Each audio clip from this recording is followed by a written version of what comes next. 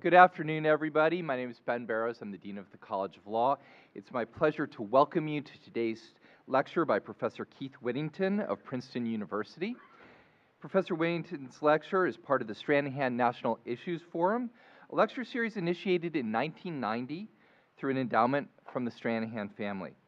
The forum is a joint program between the University of Toledo College of Law and the college's Federalist Society, with the purpose of addressing issues of national importance through the lens of the American legal system.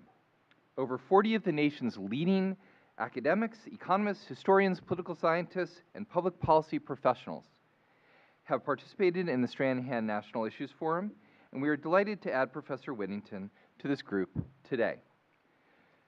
To introduce Professor Whittington, it is my pleasure to turn to Lee J. Strang, the John W. Stepperler Professor of Law and Values here at the College of Law. Professor Strang came to the College of Law in 2008 after teaching at 2 other law schools. He's an accomplished teacher and scholar. Among his many other duties, he is the faculty advisor to the College of Law's Federalist Society chapter, and he is the coordinator of this lecture series. Please join me in welcoming Professor Strang.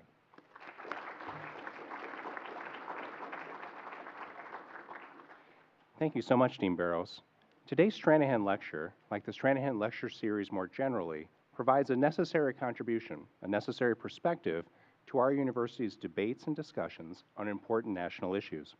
It's therefore my distinct pleasure to introduce this spring's Stranahan lecturer, Professor Keith E. Whittington. Professor Whittington, the William Nelson Cromwell Professor of Politics at Princeton University, is a graduate of the University of Texas and Yale University, a fellow of the American Academy of Arts and Sciences, and the recipient of numerous scholarly and teaching awards. Professor Whittington is a prolific scholar on a variety of subjects, including today's topic, free speech. He's the author of over 80 articles, essays, and book chapters. It actually took me a while to count them. He's the author or editor of 12 books, including today's book, Speak Freely, Why Universities Must Defend Free Speech. In his Stranahan lecture today, Professor Whittington will explain the need to protect free speech at universities in order to enhance their mission of assembling and nurturing an open and diverse community of scholars, teachers, and students. Professor Whittington will speak for approximately 25 minutes, leaving 25 to 30 minutes for your questions and comments. Please join me in welcoming Professor Whittington.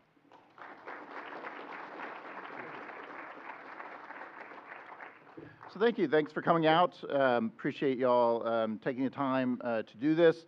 I do hope to sort of queue up some issues and then get to questions and comments that y'all might have. I think those conversations are important and useful ones, and so I want to make sure that we have sufficient time for them.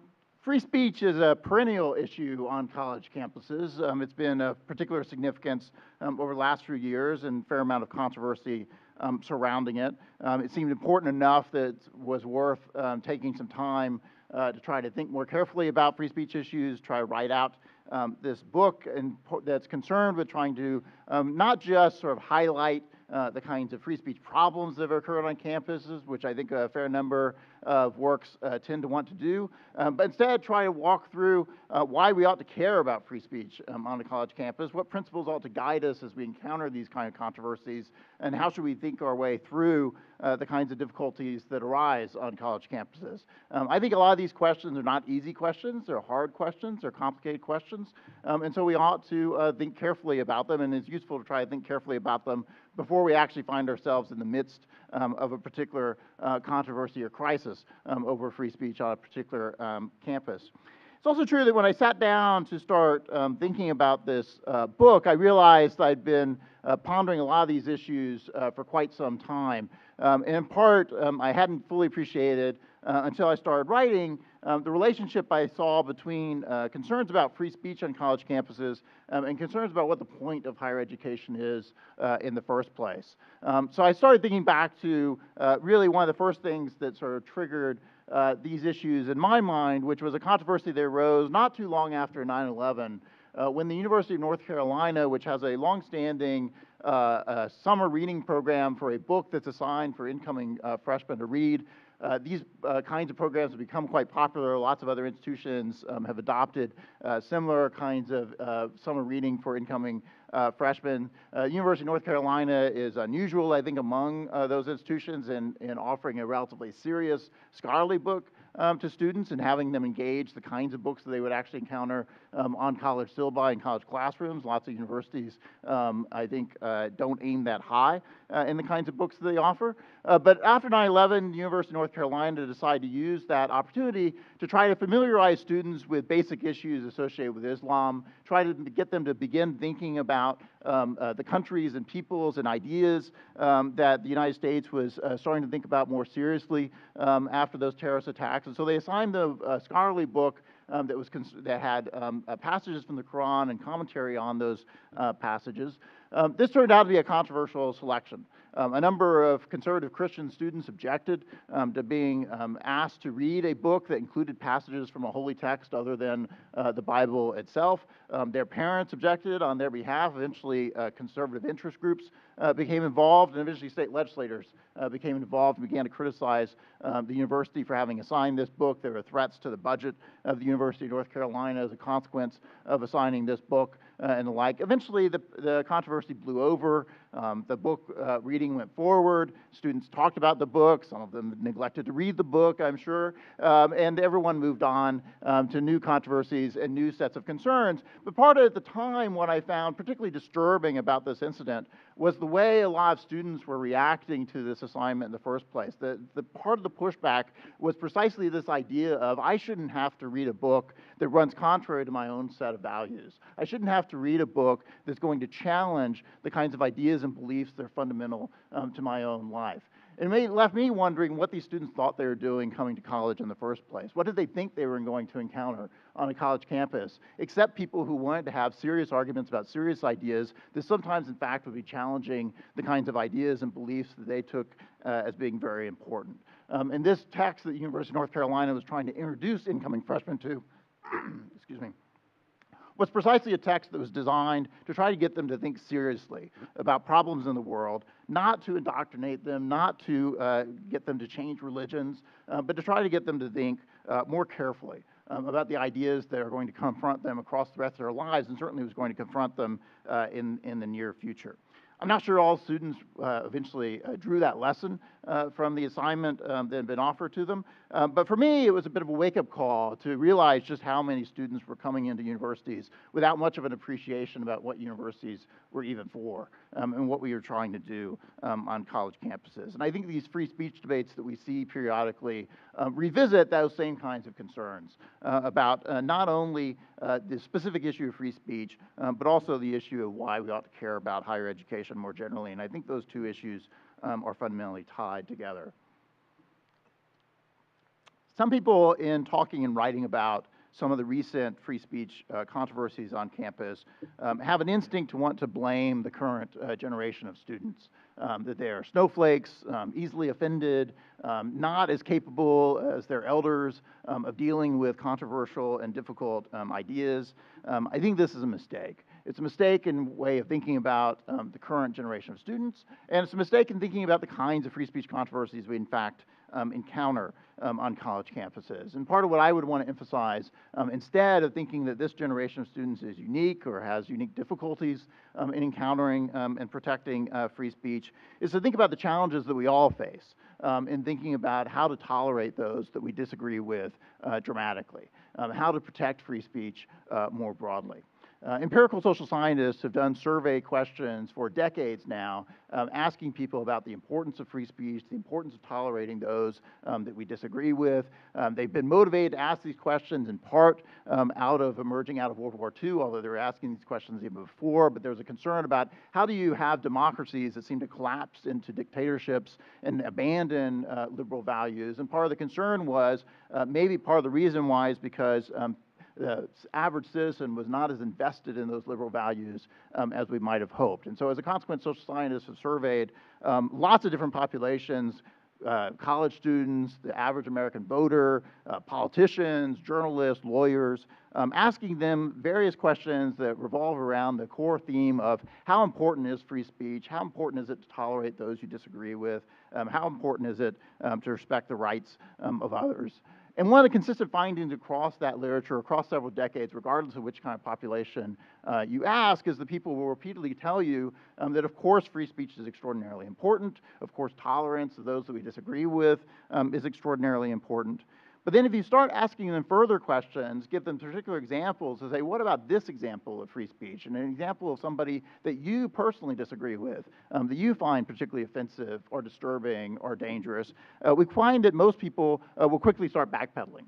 They will start qualifying their commitment to free speech. They will start compromising their commitment to free speech. They will start saying, well, that's not what I meant when I said we needed to tolerate people that we disagree with. That obviously is an abuse of free speech, not actual free speech. And this is not just a function of current college students. Americans across the board have this same reaction. Not only current college students, but college students of a generation ago, 2 generations opposed to their parents and grandparents, and examples of free speech and kinds of speakers that they find particularly disturbing and offensive. So this particular example is beyond the pale, is a consistent and common one. And it's a challenge, I think, of liberal democracies we disagree with, but how do we execute that in practice so that we actually, when we encounter people that we have serious disagreements with, we nonetheless learn to listen to them, to argue with them, to deliberate with them, to work with them, to come to common solutions to our common problems.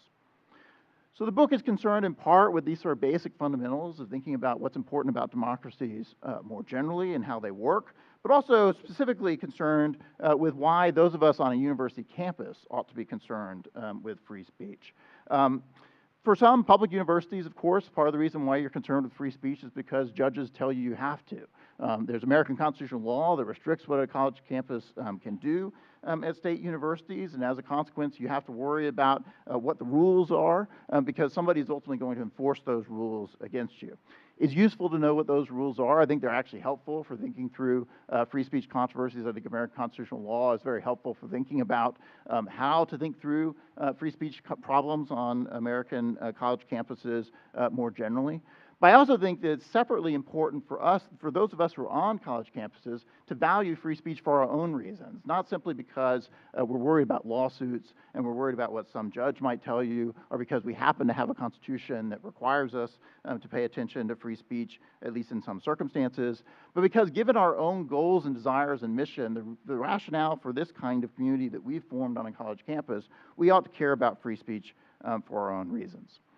And the reason why I think that's true is because the core mission of a university is ultimately about the production and dissemination of knowledge. The universities are designed to operate on the frontiers of what it is we know about the world, try to push those frontiers ever outward, and try to communicate what we've learned to others. And that requires the ability to engage in free speech more generally. It requires the ability to engage in free inquiry, to ask difficult questions and follow the arguments and evidence and analysis in pursuit of those questions to whatever answers might seem reasonable. Free inquiry and open debate and free speech is largely irrelevant if what we think universities are primarily all about is indoctrinating a current set of students, merely communicating a storehouse of knowledge to a new generation that the old generation wants to take for granted.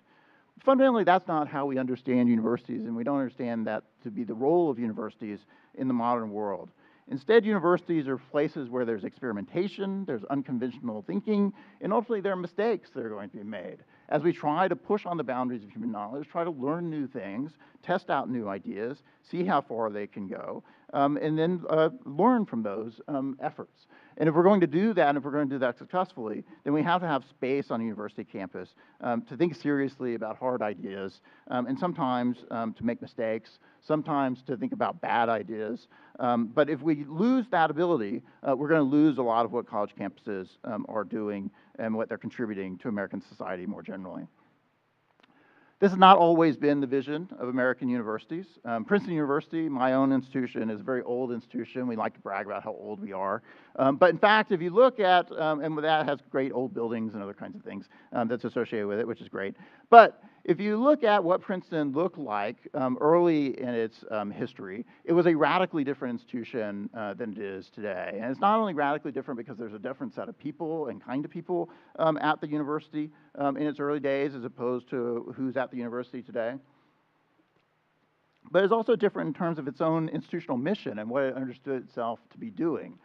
Princeton at the time was much more interested in indoctrinating a new generation with the wisdom of their elders. And as a consequence, there wasn't a lot of space for tolerance and free speech and open inquiry on the Princeton campus or lots of other university campuses early in its history.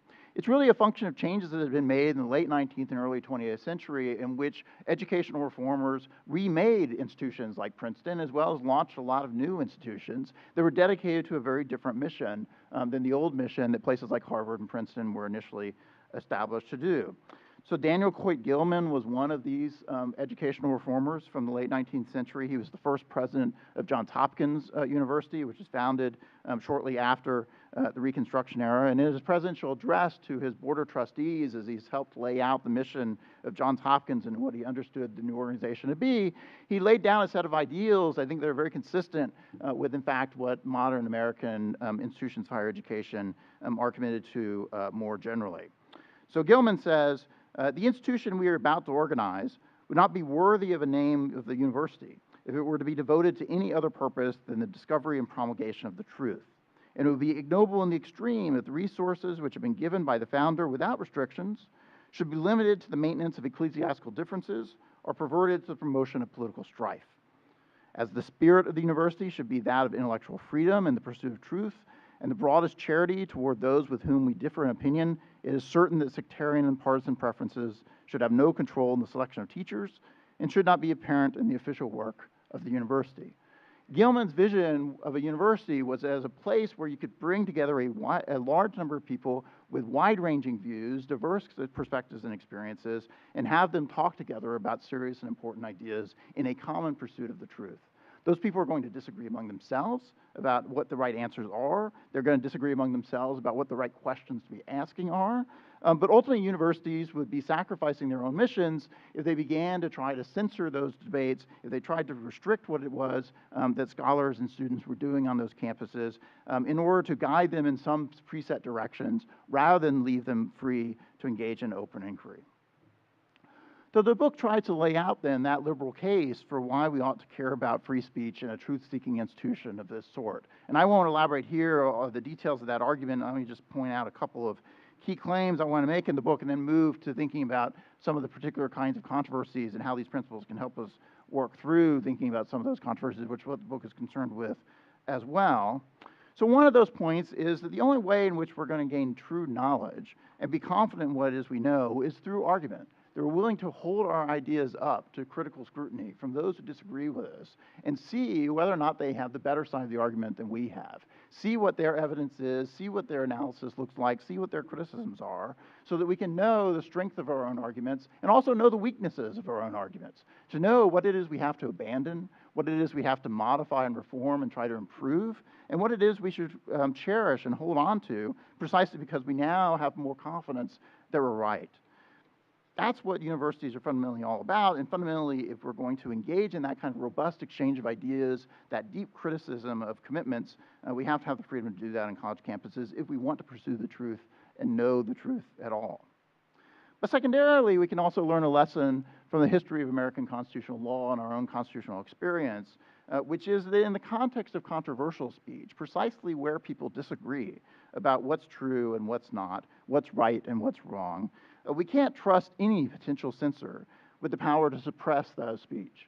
We have learned that ultimately we have to make our own mistakes. We have to evaluate ideas for ourselves. We can't simply delegate to somebody else, whether it's a government official or a campus official, the power to make choices for us as to which speech is likely to be correct and which speech is likely to be wrong, which speech is likely to be true and which speech is likely to be false, and then save us from having to be exposed to that speech that censor thinks we shouldn't hear. Instead, we've made the decision after a long, hard experience of decades and even centuries to come to the conclusion that we should have to hear those ideas. We should be exposed to the controversial speech visibly in front of everyone and make up our own minds about what we think is true and what we think is false. So with these kinds of principles in mind, I think we're better positioned to think through the kind of controversies that actually arise on college campuses. And I take it at the very heart of a university's operations, we should be concerned with respecting the freedom to pursue scholarship and teaching with regard only to professional standards and the pursuit of truth, and without regard to social and political pressures more generally. This is what the concept of academic freedom is designed to protect. Not the freedom for scholars and teachers on campuses to say whatever they would like, but the freedom to push the boundaries of human knowledge, the freedom to engage in open inquiry of hard questions in accord with disciplinary standards, in accord with a set of expectations about what a community scholar thinks about how we ought to pursue those questions more generally. It remains a struggle to protect academic freedom on college campuses. There are institutions and practices and norms that we ought to be trying to foster on college campuses in order to protect that core work that scholars and teachers are doing on college campuses. But in addition to that, we also should be concerned with what's more properly characterized as free speech. That is not simply the inquiry into serious scholarly questions in accord with scholarly standards, but also the much more robust, more democratic, more egalitarian debate that also occurs on college campuses. College campuses are not simply about the scholarly enterprise and trying to protect the scholarly enterprise of research and teaching. Campuses are also places where we try to bring together people with wide range of views to talk about matters of common concern in a relatively serious way. They are places where we talk about controversial ideas, and not only that in the scholarly manner that faculty might be engaged in, but also in the manner that students find attractive and engaging with more generally. That's part of what universities offer to the American public and American society more generally, is a forum in which we can have those democratic conversations about important ideas. And a great deal would be lost on university campuses if we were reducing them to nothing more than the research and the teaching that the faculty on those campuses do. We need both free speech and academic freedom on a college campus. But recognizing this role of universities for robust public debate has meant, for example, that universities have allowed students to form numerous groups of their own and given them equal access to resources to explore their own interests and concerns on a college campus. That's often been difficult for colleges to recognize and adhere to in practice. It's been a long fight to get universities to actually respect the ability of students to pursue their own interest on a college campus and associate among themselves to pursue interests of common concerns. Sometimes in the context of public universities, that's led to lawsuits in which students have struggled in the courts in order to force campus administrators to allow them to pursue those interests. So, for example, Virginia Commonwealth University, like lots of other universities at the time, tried to ban the Gay Alliance for Students in the 1970s for promoting what university officials characterized as aberrant, even sickening ideas that were in fact illegal under state law at the time. And a federal circuit court had to point out to those university officials that student associations devoted to advocacy of political, social, legal, and other objectives are part of higher education and ultimately useful for the preparation for later life. Students should have the opportunity on a college campus to explore ideas that their elders might find sickening and aberrant or even dangerous, because that's what universities are for, and that's how we prepare citizens for thinking about the hard issues they're going to have to confront and think through for the rest of their lives.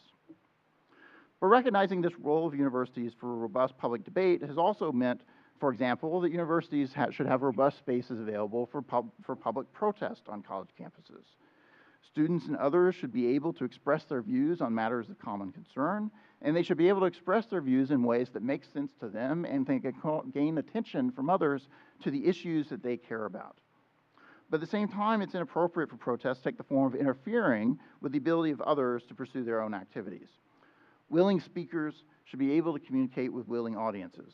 Members of the campus community should be able to hear from people that they find of interest and the ideas that they want to engage in. Disruptions, disinvitations, tearing down signs, throwing out newspapers are all efforts to quash the communication of ideas and shut down the free exchange of ideas rather than enhance and advance those ideas. Students have a right to ignore speech that they find appalling or unpersuasive, or to take up the challenge of countering such speech with arguments of their own. They need not engage with ideas that they think are on matters of settled topics, but they don't have the privilege to insist that no one else be allowed to treat those questions as unsettled or worth further examination or unresolved and worth further consideration. A college campus cannot claim to be serious about trying to create an environment open to skeptical inquiry and the free-ranging pursuit of the truth if it cannot tolerate the airing of controversial and discomforting ideas on the campus. Faculty and administrators do not have the courage of their convictions if they cannot tolerate having their students hear from speakers that faculty and administrators think are obnoxious or mistaken. But that also implies a responsibility on the part of those that are bringing speakers to campus and hosting discussions on a college campus. The faculty hired by a university are evaluated by their peers for the quality of their scholarly work and their ability to meet disciplinary expectations about the understanding of their subject matter. Outside speakers who are brought to campus to discuss public affairs are not expected to meet those same high scholarly standards. Their contribution to the academic community, to the scholarly community on a college campus is different than the contributions being made by the faculty, but hopefully their contributions are still real. But the goal in bringing in such speakers should be ultimately to enlighten and not merely to provoke. Students should want to hear from the best representatives of serious ideas that are worth their time and attention. And no doubt students will have a different idea about what's worth their time and attention than I might have, for example. But they should take seriously their own responsibility to contribute to the campus community and the intellectual life of the campus community more generally. They should be seeking knowledge and not simply pushing boundaries. When we are making decisions about whom to invite to a campus to speak, the goal should be neither to stack the deck with our closest allies nor to sprinkle in the most extreme provocateurs. The goal should be to make available to the campus community thoughtful representatives of serious ideas. Embracing free speech is easy. The speech never seems very challenging. It is easy to listen to pleasing ideas and affirmation of our own prior beliefs. It is much more difficult to learn to tolerate those with whom we disagree and who espouse ideas we find preposterous, repugnant, or even dangerous. We should, however, learn not only to tolerate those disagreements, but to seek them out. For it is through controversy and contestation that we can make progress, and often in the most unexpected ways. So let me end by noting that universities sometimes struggle to sustain the kind of diverse intellectual communities that in fact help and facilitate the advancement and dissemination of knowledge. John Stuart Mill worried that in a closed society, too comfortable in its own convictions, would retreat into dogmatism. Despite their own aspirations, universities risk their own retreat into comfortable intellectual bubbles. The university must strive to screen out bad ideas, but it must also strive to bring to campus those who will question, not merely affirm, received wisdom. If a community of scholars is not to become lethargic and the advancement of knowledge is proceed, scholars cannot become complacent in their studies and blind to their own deficiencies and biases. Universities should be striving to nurture intellectual diversity on their own college campuses. When training, hiring, and promoting scholars who make their home on those campuses, universities should demand rigor and professional accomplishment, but also openness to new ideas and a spirit of skepticism and intellectual curiosity. If universities are to operate on the outer boundaries of our state of knowledge and push those boundaries further outward, they must be places where new, unorthodox, controversial, and disturbing ideas can be raised and scrutinized. If students are to prepare themselves to critically engage with the wide range of ideas that they will encounter across their lifetimes, they need to learn how to grapple with and critically examine those ideas while they're still on the college campus, even when they find those ideas difficult and offensive. For more than a century, universities have been committed to the mission of advancing and disseminating knowledge and have recognized that the free-ranging exchange of ideas is critical to that kind of mission. Universities have often pursued that mission imperfectly, and they have sometimes had to be called to account to better appreciate and respect the ideals that they claim that they value. But recognizing and respecting the principles of free speech is ultimately difficult and challenging. But ultimately, there's no alternative if we're dedicated to the pursuit of truth. And it's that dedication to the pursuit of truth that is the noble mission of universities and that we ought to try to maintain into the future. So thank you very much.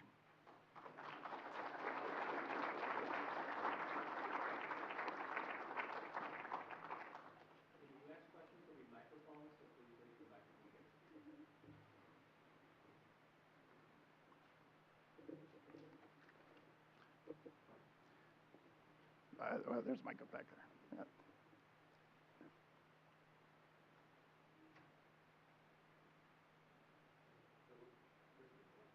Yeah.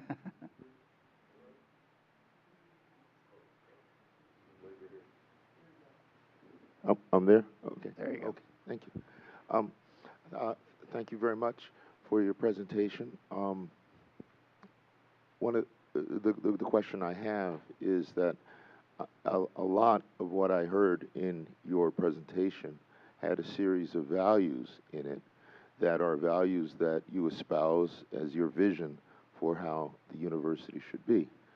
And the dilemma that I face in front of that is outside of the constitutional limits, those series of values being put forward by you or anybody else are a debate, essentially.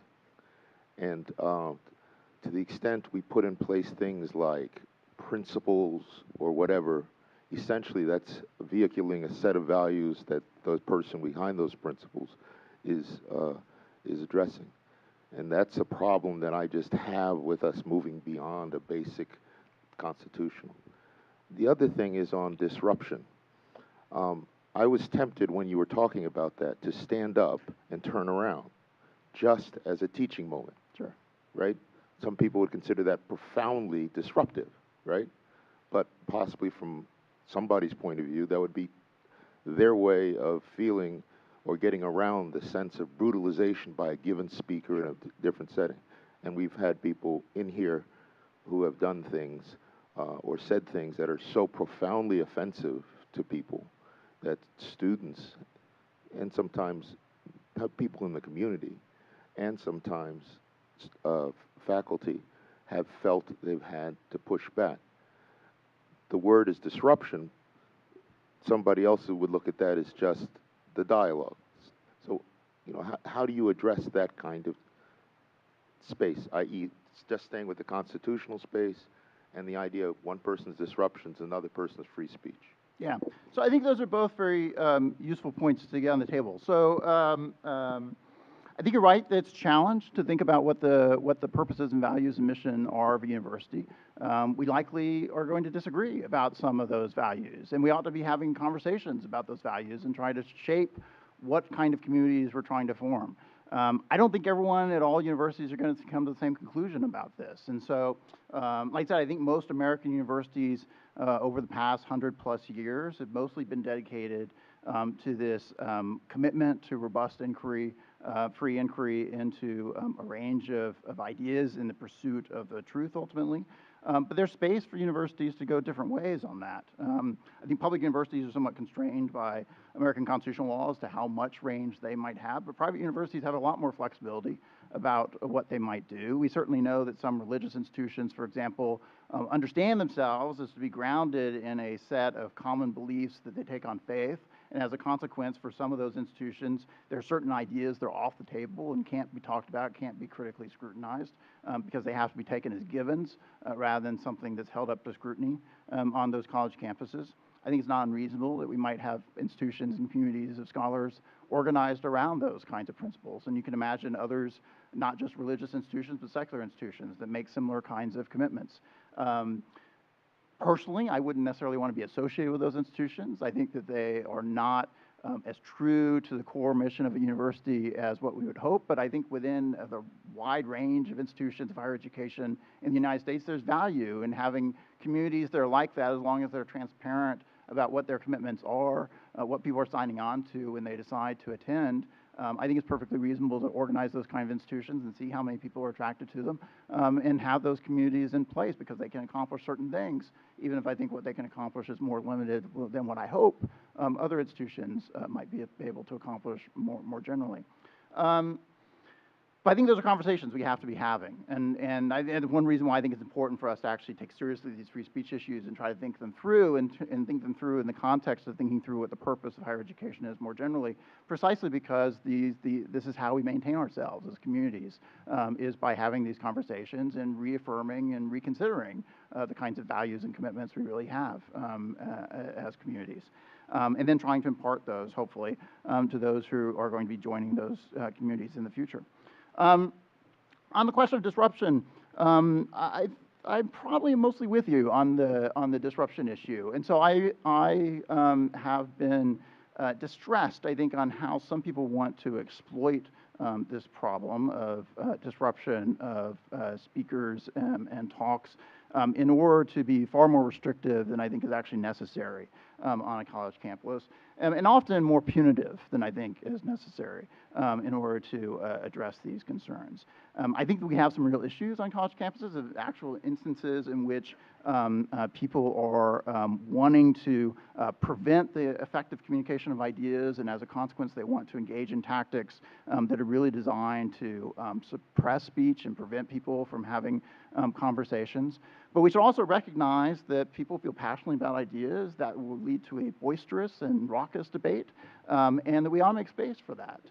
So certainly the idea of standing up and turning your back on a speaker I don't think is disruptive in any way, and so as a consequence I think it's perfectly reasonable as a tactic, maybe unreasonable in context, so it'd be wrong for you to turn your back on me, but not an unreasonable thing to be able to do in a classroom. And likewise, I think in a public setting of a public talk like this, for example, asking tough questions, reacting emotionally to something that's been said, I think is not unreasonable as long as it's not so disruptive that we can't continue to have the conversation, which is one reason why I'm actually very skeptical, I think, of one-size-fits-all, very punitive standards designed to regulate those things, because I worry that things that are really sort of a reflection of the seriousness of the exchange of ideas will instead be taken as moments of obstruction. They're too disruptive and lead to harsh penalties on those engaged with them. So I think on the one hand, we need to be clear about what our expectations are, that we want to be able to have the exchange of ideas, but part of that exchange of ideas is also people pushing back and resisting in various ways. You know, so somebody comes up and a speaker and is ringing a cowbell such that the speaker cannot present their talk, as happened recently at Portland State, for example, in which campus security stood by because they thought, well, the cowbell is just as much free speech as the speaker. I think misunderstands what it is we're trying to accomplish in a university environment. On the other hand, if someone, you know, Alito-like in the midst of a State of the Union, shakes their head no and says that's clearly wrong while somebody's speaking, but then we are able to move on and have our talk, then we're fine, right? And then there's no disruption on that front. So I think it's actually important both for those who are wanting to be too aggressive in patrolling campus free speech, but also those who are maybe a little too relaxed about how they think about free speech. In order to find some common ground, guided by the core principle we ought to be concerned with is, can we have an exchange of ideas and talk seriously about things? And if we can do that, we're doing okay. I don't know, it depends on where the mic goes. I'm not in control of the mic. So just one follow-up on that. In a setting like this, where after a person speaks, there is applause, many times, or even after a comment, there's applause. Sure. That kind of validating of the speaker kind of applause is a form of speech, too. Sure, sure. What people receiving the speaker differently will consider to be brutalizing, too. And how, you know, how do we reconcile that? Do we, like, not clap if we enjoyed the speaker?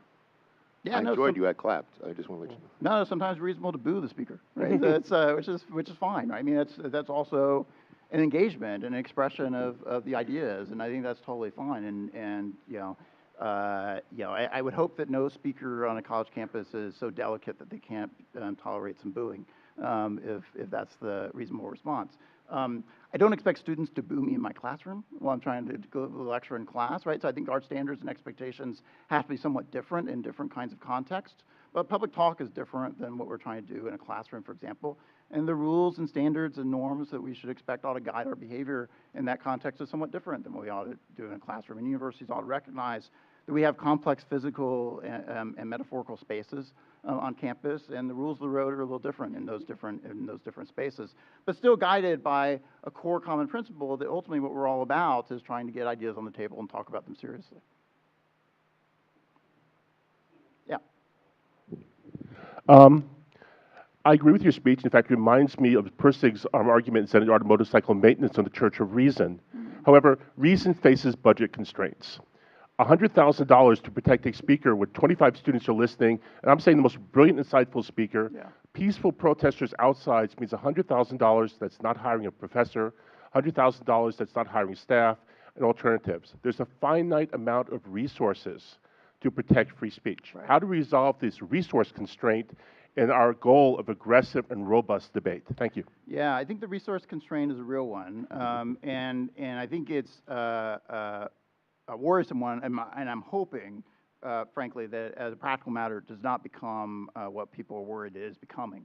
So I think there are those who want to exploit the fact that there are resource constraints in order to try to put speakers in front of college audiences, precisely in order to encourage disruption, in order to ramp up security costs, precisely to damage universities, because of that need to spend money on things that we preferably would not have to spend money on. Although I'd recognize that there are two sides of that coin, right? Because it's not only the speaker who's being provocative or the people who are bringing in the speaker to be provocative, they're stirring people up in the first place, but also the reactions of those that are generating the necessity of the greater security cost and the like. And those people too need to, I think, reevaluate what it is they're up to in order to think through, is this really the best for the institution as a whole, if this is what we're engaged in. I think if we found that happening all the time, and if we devolved into a culture in which it's necessary to have strict security at lots of events in order to protect the ability to have an exchange of ideas on a college campus, one, we've lost something really serious about college campus, and I think trying to talk through ahead of time what our principles are hopefully gets us to a place where we don't need the cops involved in order to prevent that from happening. But in addition, if we find ourselves in that situation, I think we will, in fact, have to limit how much speech occurs on college campuses. And then we're going to be faced with difficult choices about how to do that in a neutral way that's not primarily saying, well, those people that are bringing in the controversial speakers need to be silenced because they're the ones ramping up the security costs. We're going to have to do it in a much more even-handed way. And that will result in less overall speech, less overall exchange of ideas on college campuses as a whole. I am hopeful that we're not actually going to encounter that. I think some universities are badly situated in this regard. So Berkeley, I think, has a genuine problem on its hands. And it has a problem on its hands in part because it's of symbolic significance, and so people want to create protests there, in part because there are lots of outside activists nearby who come to campus in order to make trouble, and it's one thing to try to encourage your own community to behave better and try to establish some expectations of conduct, and that can be managed more effectively. Much tougher if people are coming outside university campuses and involving themselves in protest on your campus, and that does ramp up security costs. So I think Berkeley is actually in a tough situation. I'm hopeful that the fact that they were able and willing to spend a lot of money as a visible show that they're willing to do this will reduce their need to continue doing it over time. I think most other campuses are probably not going to find themselves in that situation over the long term, but it would be helpful in order to reduce that threat. If both we talk to people who are thinking about who to bring to campus and try to talk to them seriously about why are you bringing these people to campus and who are you bringing and what's going to be accomplished by doing it. Hopefully we can move away from bringing the people to campus simply to stick a thumb in somebody's eye and be as provocative as possible, and instead try to bring people to campus that are going to have a more reasonable exchange of ideas that might not be as entertaining, but hopefully won't require as much security.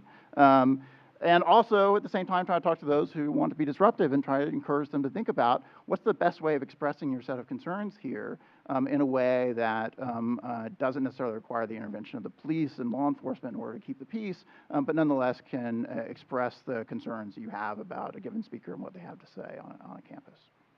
But I think it's a genuine hard problem, and in practice, it could become really damaging to universities if we find ourselves in a bad dynamic on this. I don't know where the mic is. Ah, there you go.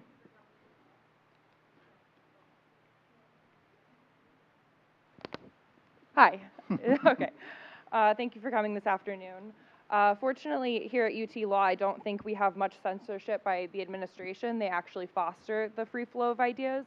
I think the major roadblock comes from students, myself often included, from being too prideful to consider opposing views, to the point that civil discussion can only happen between people who already agree on almost everything.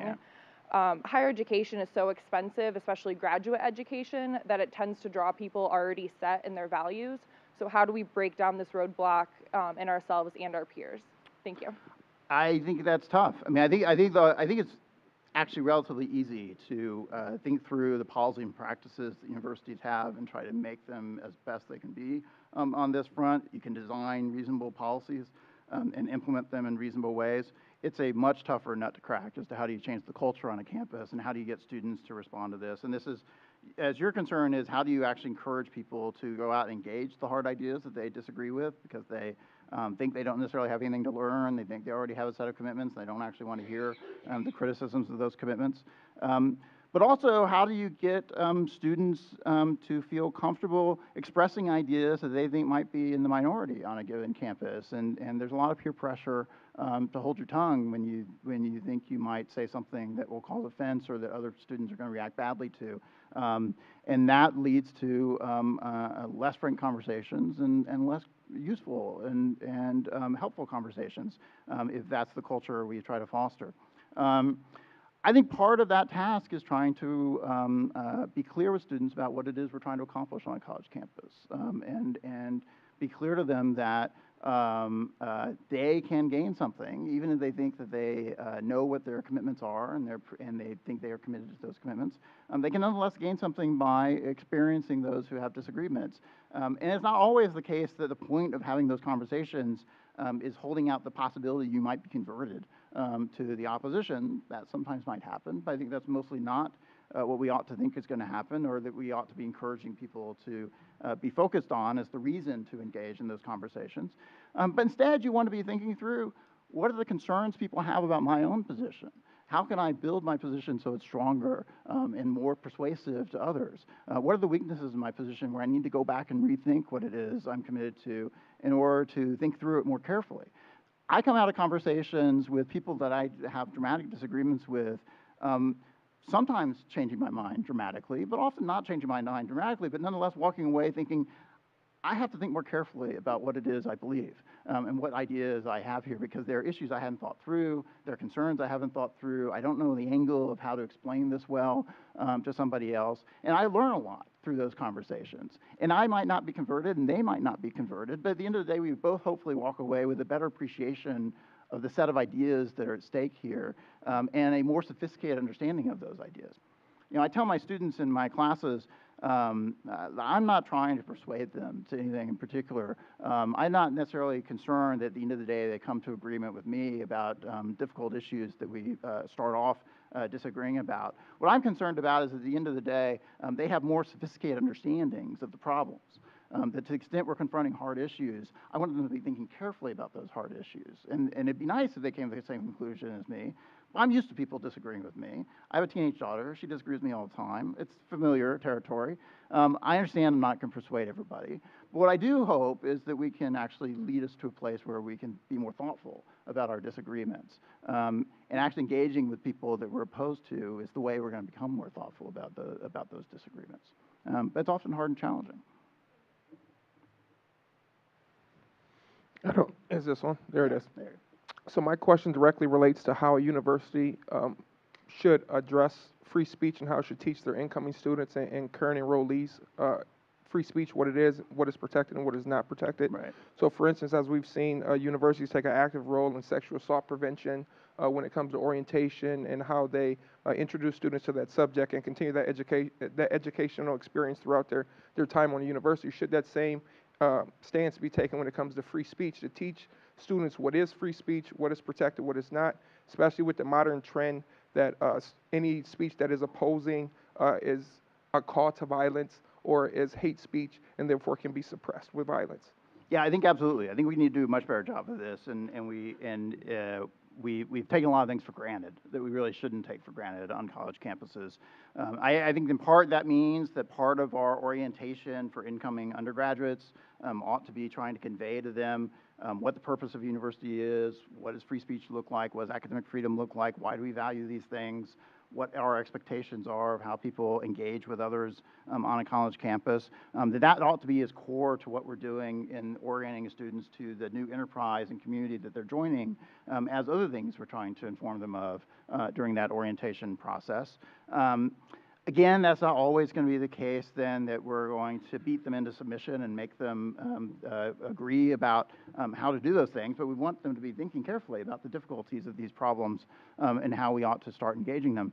But I think that task is not actually just limited to thinking about how do we orient incoming freshmen. I think it's also a question of how do we train grad students, how do we deal with faculty who are joining communities. One thing about university communities is that they're constantly changing. There's constantly new people coming in. Part of that challenge of having new people coming in is sometimes they will disagree about what the commitments of the community is, and we ought to be having a conversation about what the commitments of the community is.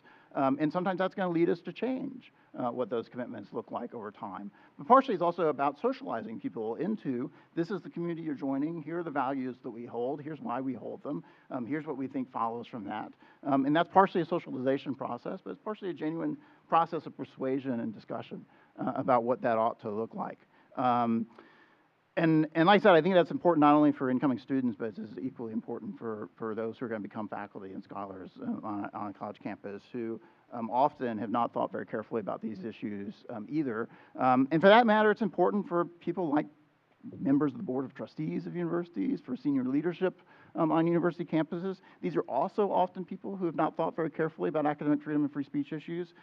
These are sometimes, especially thinking about board trustees, people come from other walks of life, not very familiar with the scholarly enterprise and what universities actually look like in practice. And I think it's critically important that those people also be oriented to what is the enterprise here that you're going to help oversee and help protect and nurture, and what are your expectations. We've seen a lot of instances in recent years of members of Board of Trustees of universities, for example, being the first to turn on faculty, for example, or students who say something controversial on college campuses. And those ought to be the people that are defending speech and robust debate on college campuses.